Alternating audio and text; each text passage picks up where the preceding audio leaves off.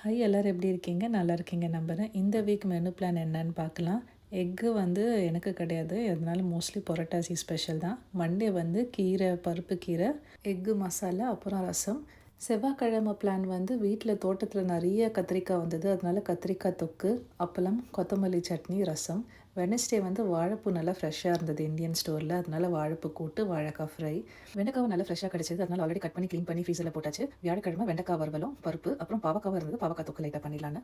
வெள்ளிக்கிழமை mushroom gravy, fried rice இல்லை veggie biryani. அதோட அவ்வளோதாங்க. இது சைடில் நோட்ஸ் ஃப்ரிட்ஜில் என்னென்னலாம் ஆல்ரெடி இருக்குது. ஆல்ரெடி வீக்கெண்டில் டோனட் பண்ணோம், டேட்ஸில் வச்சு மஃபின் பண்ணோம், அடுத்தடுத்து கொத்தமல்லி சட்னி பண்ணோம். இந்த வாரம் டைம் இருந்தால் ஆஞ்சநேயருக்கு போடுற மெழுகு வடை பண்ணலான்னு ஒரு ஐடியாவில் இருக்கேன். அது எப்படி டைம் கிடைக்குதோ அது பிரகாரம் தான் பார்க்கணுங்க. இந்த மீல் பிளான் பிடிச்சா கண்டிப்பாக சொல்லுங்கள், சப்போர்ட் பண்ணுங்கள்.